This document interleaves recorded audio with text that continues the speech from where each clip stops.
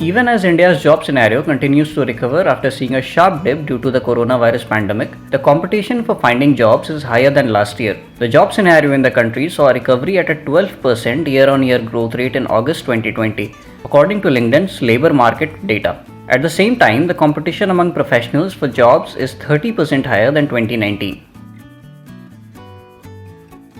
Procter Gamble India has announced a growth fund of 4,000 crore rupees to give a hand to the government's vision of a self-reliant country. The fund would be utilized to localize manufacturing of finished products, procurement of raw materials and packaging materials, and to adopt go-to-market innovations and technology. The pandemic has led everyone to make drastic changes in their lives, but it has taken a heavy toll on working women. Nearly 82% of women surveyed said their lives have been negatively disrupted by the pandemic. These findings are a part of the survey done by Deloitte Global of nearly 400 working women around the globe to ascertain the pandemic's impact on their work-life balance and well-being. The phrase "what goes up must come down" fits well with the current nervousness in the credit card business of banks and pure play credit card players. The credit card issuers have suddenly turned cautious in increasing their exposure to weak customers in terms of leverage or people with history of payment delays and defaults, and also segments like commercial or corporate cards which are risky in nature.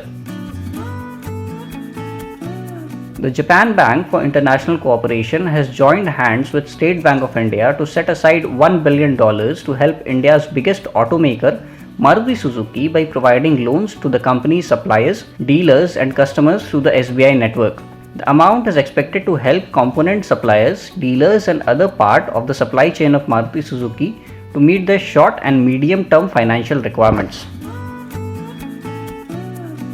The central government on Thursday announced extension of the income tax exemption for payment of deemed LTC fare for non-central government employees, also in order to provide the benefits to other employees who were not covered under the LTC cash voucher scheme. Accordingly, the payment of cash allowance subject to maximum of 36,000 rupees per person as deemed LTC fare per person to non-central government employees shall be allowed income tax exemption subject to fulfillment of specified conditions. The United States wants India to explore manufacturing a cheaper alternative to silicon solar cells, US Energy Secretary Dan Brouillette said on Wednesday amid high dependence on Chinese technology. Brouillette, who was addressing a virtual press conference at the conclusion of the India Energy Forum at the IHS Cera Week, said India was perfectly positioned as a potential manufacturer of perovskite cells on which the US was conducting research at a national laboratory in Colorado.